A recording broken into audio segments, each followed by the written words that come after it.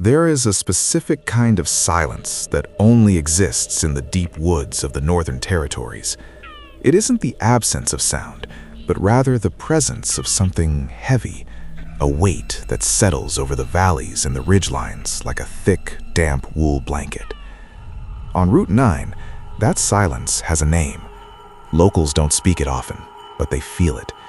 They feel it in the way the steering wheel seems to resist turning into the shadows, and they feel it in the way the radio static begins to sound like voices if you listen for too long.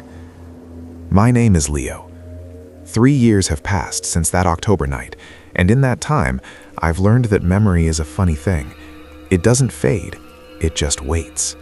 It waits for the sound of a dry branch snapping outside your window, or the flicker of a street lamp to come rushing back with the force of a physical blow. Sarah and I don't talk about it anymore. We don't have to. The silence between us when we drive at night says everything that needs to be said. We were young then, or at least we felt young. We were in that stage of a relationship where the world feels small and every highway is a possibility rather than a threat. We were moving, not just driving, but relocating our entire lives from the city to the coast. The back of the car was crammed with boxes, the smell of cardboard and old books competing with the pine air freshener hanging from the rearview mirror. We were supposed to be on the interstate, but a construction detour had pushed us onto the secondary roads. That's how we found ourselves on Route 9 at midnight. The road was a gray ribbon, cracked and forgotten, cutting through a forest so dense that the trees seemed to lean over the asphalt, their branches interlocking like skeletal fingers. The headlights of our car were the only things piercing that darkness. They illuminated the dust motes dancing in the air and the occasional set of glowing eyes, deer probably, that would vanish into the brush the moment we approached. Sarah was asleep. Her head was tilted against the passenger window, her breathing slow and rhythmic. I envied her. I was focused on the road, my hands gripping the wheel at 10 and 2, feeling every vibration of the engine. I remember looking at the clock, 11:42 p.m. I remember the exact moment the atmosphere changed. It wasn't a sound at first. It was a pressure in my ears, the way they pop when you descend too quickly in an elevator. And then the smell, a sharp metallic scent, iron and old copper, wafting in through the vents. I reached out and turned the air to recirculate, but it didn't help. The smell was inside the car now. It was the smell of the road itself. The failure of the car was methodical. It didn't happen all at once. First, the radio died. The soft jazz we'd been listening to dissolved into a jagged wall of white noise, then went flatly silent. Then the dashboard lights began to pulse. The speedometer needle danced erratically between 0 and 80, though we were barely maintaining 40. And then the engine light, a sickly neon orange, flickered on. It didn't just stay on, it blinked, a rhythmic, taunting warning. Then came the sound, a sharp metallic clink, like a coin being dropped into a deep well. The car shuddered. I felt the power steering vanish, the wheel suddenly becoming a lead weight in my hands. I guided us toward the shoulder, the tires crunching over the gravel and dead leaves, until we came to a final, vibrating stop. The engine gave one last pathetic wheeze, and then went silent. I sat there for a long time. I didn't want to turn the key. I knew if I did, the silence would be confirmed. Sarah stirred. She opened her eyes, blinking against the dark. "Leo?" she whispered. Her voice was small, barely audible over the sound of the wind outside. "Why are we stopped?" "I don't know," I said. I tried the ignition. Click. Nothing. Click. The dashboard remained dark. The headlights were still on, but they were dimming, the beams turning a pale, jaundiced yellow as the battery drained into the cold night air. I looked out the side window. The trees were so close I could have reached out and touched them. They were black silhouettes against a slightly less black sky. I stepped out of the car. The cold was immediate. It wasn't just the temperature. It was the lack of movement in the air. It felt static. I walked to the front of the car, the gravel under my boots sounding like thunder in the absolute quiet. I popped the hood. A thin, gray wisp of smoke rose into the moonlight, curling like a snake. I leaned over the engine, the heat from the block radiating against my face. I didn't know much about cars, but I knew that the smell, that iron metallic scent, wasn't oil.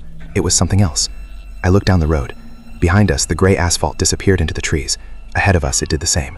There were no lights, no houses, no sign of human life for miles. We were in the center of a vast, unblinking eye of wilderness. I checked my phone. No bars, not even an SOS signal. We were off the grid, in every sense of the word. I was about to close the hood when I heard it. A sound from around the bend, perhaps 50 yards ahead. A rhythmic, heavy thud. Thud. Pause. Thud. Pause. It sounded like someone beating a heavy rug against a tree, but it was too heavy for a rug. It had a wet, dense quality to it. I stood perfectly still, my hand resting on the warm metal of the hood. My breath was a pale mist in the air. Thud. Thud. Thud. Sarah opened the car door. The interior light flickered on, a dim, dying glow. "Leo, what is that?" she asked. She was standing by the passenger door, her arms wrapped around herself. She had heard it too. "Stay in the car," I said. My voice sounded strange to me, forced, as if I were trying to convince myself I wasn't afraid. "Don't go," she said, but I was already moving. Curiosity is a predator. It pulls you toward the things that should make you run. I walked toward the bend, staying in the long shadows of the trees. I didn't use a flashlight. I didn't want to be the only thing visible in the dark. The bend in the road was sharp, shielded by a wall of ancient pines. As I rounded the corner, I saw it. A black van. It was parked at an angle across both lanes, its rear doors wide open. There were no lights on the vehicle, but the interior was lit by a single battery-powered lantern hanging from the roof. It cast a harsh white light that spilled out onto the road like a stage. And there was the man. He was tall, wearing a long, dark coat that looked heavy with moisture. He didn't have a hat on, and his hair is thin and pale, almost translucent in the lantern light.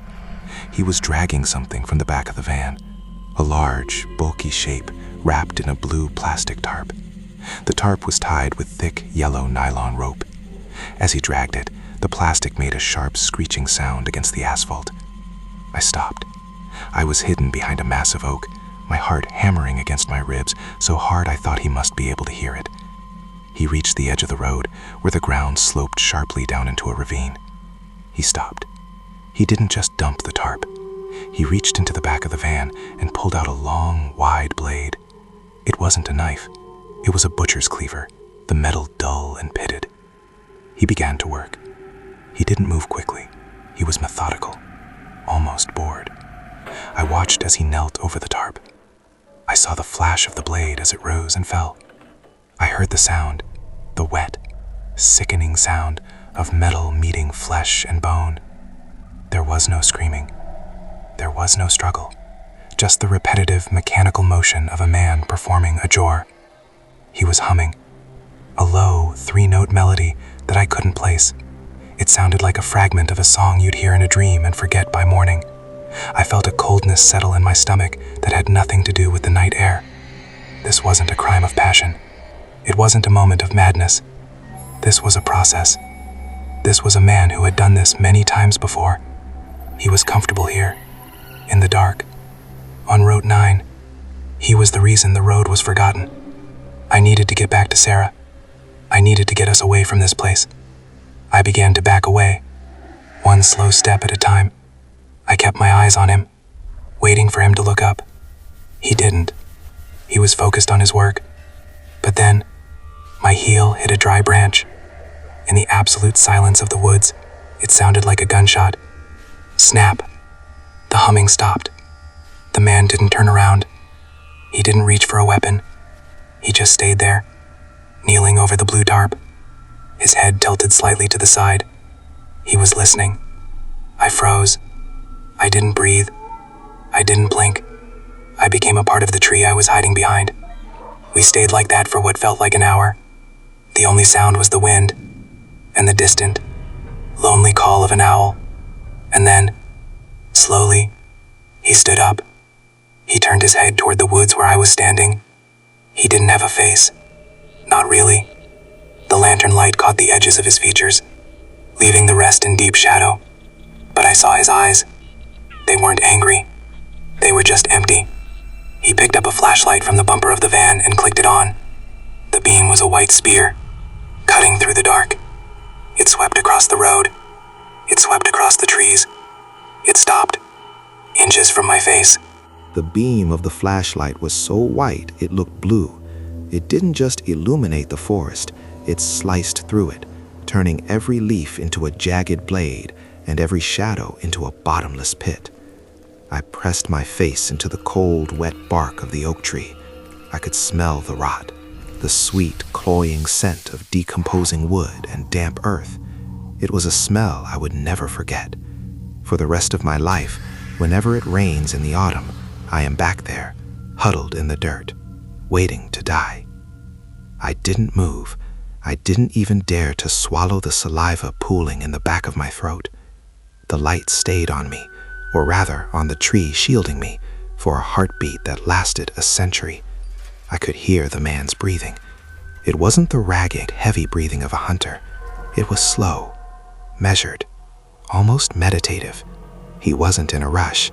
He had all the time in the world, and he knew we had nowhere to go. Then, the light flicked off. The darkness that rushed back in was so absolute, it felt like a physical weight pressing against my eyes. I waited. 10 seconds. 30. A minute. And then, I heard it. The whistling. It was that same 3-note melody, low and tuneless. It seemed to come from everywhere at once, bouncing off the trees and the ravine walls. He was moving. Not toward me, but away. Toward the car. Toward Sarah. Panic is a cold thing. It doesn't burn. It freezes your blood and turns your muscles to lead. I had to get to her. I began to crawl. I didn't stand up. I stayed on my belly, moving like a snake through the undergrowth. Every time my knee hit a stone or a branch brushed against my jacket, I stopped and waited. My heart was a frantic bird trapped in a cage of ribs, beating with such force I was certain the vibration would give me away. When I reached the edge of the clearing where our car was parked, I saw Sarah. She had done exactly what I told her. She was inside, the doors locked, the interior dark. But the man was there too. He was standing by the driver's side door, his hand resting on the roof. He was looking at his own reflection in the window. He wasn't trying to get in. He was just waiting. He looked like a man waiting for a bus or a friend who was running late. The normalcy of his posture was more terrifying than any weapon he could have held. He reached into his pocket and pulled out a pack of cigarettes. I watched the flare of the match, a tiny orange sun in the blackness. The light caught the ridge of his brow and the bridge of his nose. For a split second, he looked human. Then he exhaled, the smoke swirling into the cold air, and he turned his head toward the woods, toward me. He didn't see me, not yet, but he knew I was there. He tapped the roof of the car twice. Clack, clack.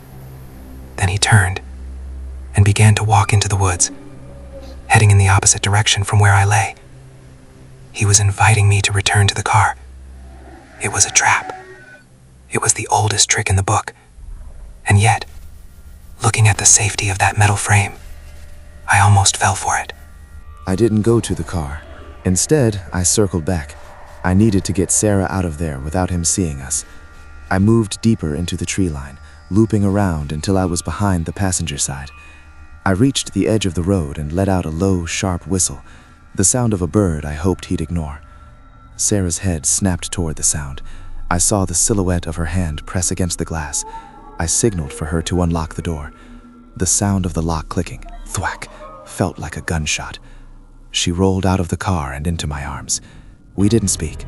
There were no words for this. I just gripped her hand, my fingers digging into her palm, and we turned our backs on the road. We didn't head for the van. We didn't head for the car. We headed into the heart of the timberlands, toward the one place I knew would be a nightmare to navigate, but might keep us alive, the Black Ridge Ravine. The woods changed as we moved further from the road.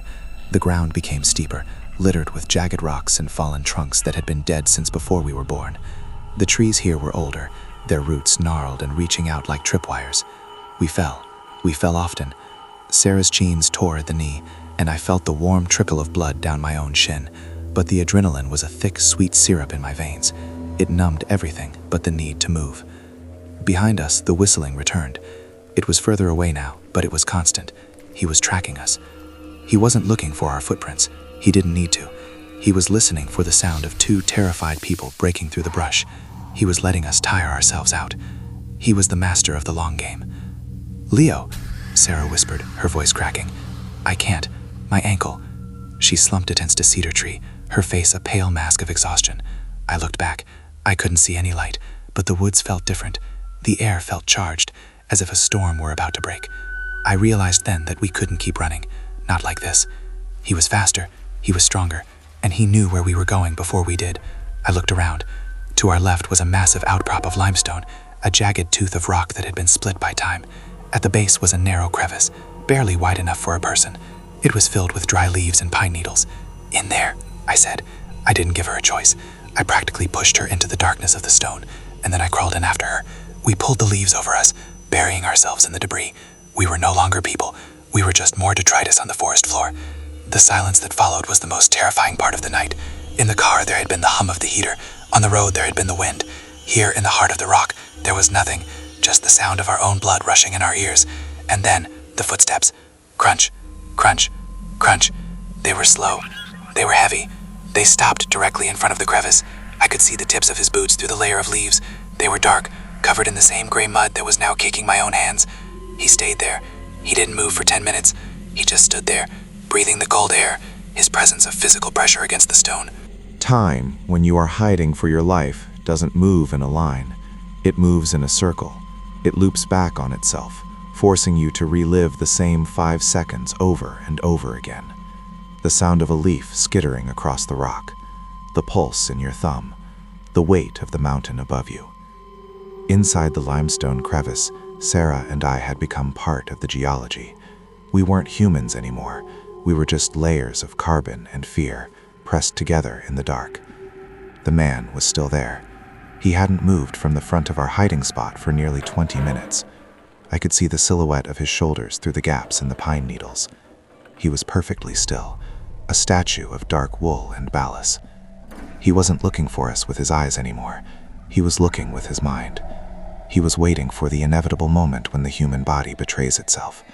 A sneeze, a cramped muscle, the involuntary gasp for air. He was a fisherman, and we were the catch that had tangled itself in the weeds. He knew we couldn't stay submerged forever. I found myself counting the seconds between his breaths. They were long, longer than they should have been.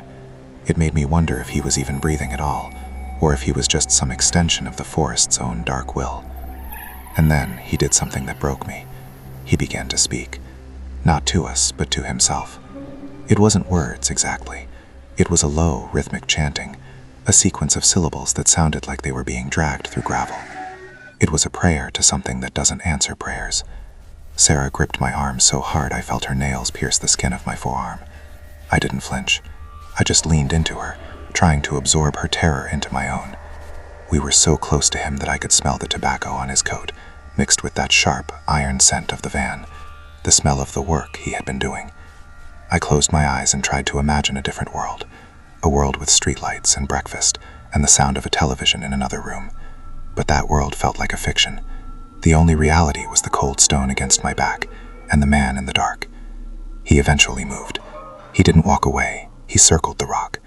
I heard the rasp of his coat against the limestone, a sound like sandpaper on bone. He was checking the perimeter, looking for another entrance, or perhaps just enjoying the knowledge that we were trapped. "He knows," Sarah breathed, her lips touching my ear. Her voice was so quiet it was more of a vibration than a sound. "He doesn't," I whispered back. It was a lie. We both knew it, but in that moment, a lie was the only thing holding us together. We waited until the sound of his footsteps faded into the deeper brush. We waited another hour. The cold had moved from our skin to our bones, a deep, aching frost that made every movement a struggle. But we couldn't stay. The crevice was a tomb if we stayed. We had to move before the light came. We emerged from the rock like ghosts. My legs were so stiff they felt like they would snap if I stepped too hard. Sarah was limping, her ankle swollen to twice its size, but she didn't make a sound. We moved through the pines, staying low to the ground. The forest here was a maze of deadfall and shadows. Every tree looked like the man. Every stump looked like the man. The darkness was playing tricks on our eyes, manifesting him in every corner of our vision. The whistling started again. It was closer now, coming from our right. He hadn't lost us. He had just been waiting for us to move. It was a game of positioning. He was trying to drive us toward the ravine, toward the steep drop where we would have nowhere to run. I changed direction, heading toward the sound of the wind. I knew the wind would be stronger near the ridge, and the noise might mask our movement. We hit a patch of briars, thick, thorny vines that tore at our clothes and skin. We didn't stop. We pushed through, the pain a secondary concern to the silhouette we could see moving through the trees behind us. He was running now, not a full sprint, but a steady, predatory lope. He was closing the gap. I could see the white flash of his lantern bouncing off the trees, a strobe light of nightmare. "The ridge!" I gasped, pointing toward a break in the trees where the sky looked a shade lighter. We reached the edge of the limestone cliff. Below us was a drop of 30 feet into a bed of jagged rocks and the rushing creek. It was a dead end, or a leap of faith. Behind us, the light was getting brighter. We could hear the branches snapping as he tore through the woods with no regard for stealth. He was done playing. I looked at Sarah. Her face was illuminated by the first hint of the blue hour, that transition between night and day that makes everything look like a faded photograph. She looked at the drop, then back at the woods. She didn't hesitate. She grabbed my hand, and we moved to the very edge. The man emerged from the tree line. He was 30 yards away. He stopped. He didn't raise a weapon. He just stood there, the lantern in one hand and the cleaver in the other, and he smiled. It wasn't a human smile. It was a dare in the fabric of the world. "Together," I said. We didn't jump. We slid. We threw ourselves down the embankment, a chaotic tumble of limbs and earth and rock. I felt a sharp pain in my shoulder as I hit a root, then the jarring impact of the water. It was ice cold, a shock that felt like being electrocuted. We were in the creek. We were moving. And for the first time that night, we were faster than him. Water has a way of stealing the life from you. It doesn't do it with a blade or a blow. It does it with a slow, relentless patience. As we waded through the creek, the water surging around our thighs, I felt my body shutting down. The adrenaline that had carried us off the cliff was beginning to evaporate, replaced by a deep, vibrating cold that made my bones feel brittle. Sarah was ahead of me, her hand a white-knuckled grip on my sleeve. She didn't look back. She couldn't. All her focus was on the next step, and then the next, avoiding the slippery stones that threatened to pull us under. We were in a canyon now, the walls of the ravine rising like the sides of a cathedral. High above us, the trees were a dark fringe against the indigo sky. I looked up and saw a flicker of light, the killer's lantern. He was walking along the rim of the gorge, his silhouette appearing and disappearing behind the pines. He knew where we were. The creek was a narrow path, and there was only one direction for us to go. He didn't need to be in the water with us. He just needed to wait for the creek to lead us back to the road. "Leo!" Sarah gasped. She stopped, her knees buckling. I caught her, my own arms shaking so hard I could barely hold her weight. Her skin was a translucent gray, her lips a shade of blue that I had only seen on corpses. She was slipping into hypothermia. The water was probably 40 degrees, and we had been in it for miles. "We're close," I lied. "I can smell the diesel. The highway is just around the next bend." I didn't smell anything but the wet stone and the rot, but I needed her to keep moving. If she sat down in this water, she wouldn't get back up. We pushed forward, the creek widening as it approached the valley floor. The sound of the water changed, becoming a low, distant roar. Not a waterfall, but something else, something mechanical. The trees began to thin. The darkness wasn't as absolute here. The blue hour was in full effect, casting everything in a surreal, dream-like light. And then we saw it, a flash of silver in the distance, the metal guardrail of the main interstate. It looked like the most beautiful thing I had ever seen. It was the border of the real world. Beyond that rail lay houses and phones and people who didn't whistle in the dark. We stumbled out of the creek bed and up the grassy embankment toward the highway. Our clothes were heavy, sodden with water and mud, making every step feel like we were moving through molasses. We reached the asphalt, our bare feet, we had lost our shoes in the creek, stinging against the rough surface. The road was empty. A vast, black expanse stretching toward the horizon. I looked back at the tree line. The man was there. He had reached the bottom of the ravine. He was standing at the edge of the grass, the lantern extinguished now. He didn't need it. The first light of dawn was beginning to touch the world. He stood there, perfectly still, watching us. He didn't step onto the road. It was as if the asphalt were a barrier he couldn't cross, or perhaps he just preferred to stay where the shadows were deeper. He raised his hand. Not in a wave, but a gesture. He pointed his finger at us, then moved it slowly across his own throat. A silent promise. And then the sound returned. A deep, chest-vibrating roar from the east. 2 massive white eyes appeared over the rise. A logging truck, a titan of steel and timber, its chrome grille gleaming in the twilight. I didn't think. I didn't care about the risk. I ran into the center of the lane, my arms waving frantically. "Stop!" I screamed, though my voice was a broken rasp. "Please, stop!" The air brakes let out a long, screaming hiss. The truck swerved, the massive trailer swaying as the driver fought for control. It came to a halt 20 feet from where I stood, the smell of hot rubber and diesel exhaust filling the air.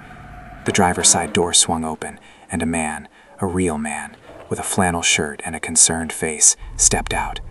"What the hell are you kids doing out here?" he yelled. I didn't answer. I just pointed at the woods. But when the driver looked, the man was gone. There was nothing there but the swaying pines and the morning mist. We collapsed into the cab of that truck, the heat from the vents hitting us like a physical blessing. As the driver pulled away, I looked into the side mirror. For a split second, I saw a black van emerge from a hidden logging trail and turn onto Route 9, heading in the opposite direction. It didn't have its lights on. It just faded into the gray. The investigation lasted months. The police found our car on the shoulder of Route 9, exactly where we'd left it. It was untouched. No forced entry, no missing items. The engine, they said, had suffered a catastrophic failure of the electrical system, something they couldn't quite explain. They searched the ravine. They found the blue tarp. It was empty, but the interior was stained with enough blood to indicate a violent struggle. However, there was no body, no van, no tall man in a dark coat. Sarah and I moved away. We left the coast, left the state. We live in a city now, a place with constant light and the noise of millions of people. But the safety is an illusion. We both know it. Every time I'm in a quiet room and the wind whistles through a window, I hear that tune, the 3-note lullaby. It's a reminder that we didn't escape. We just moved out of his immediate reach. The most chilling part didn't happen in the woods. It happened 2 weeks after the encounter, when I went to the police impound lot to retrieve our belongings from the car. I sat in the driver's seat, the smell of the forest still lingering in the upholstery. On the dashboard, right where I'd left my sunglasses, was a small, square piece of paper. It hadn't been there when the police took photos of the scene. It was a fragment of a musical score, just 3 notes, hand-drawn in dark brownish ink that smelled faintly of iron. And on the back, in a neat, cramped script, were 3 words: "See you soon."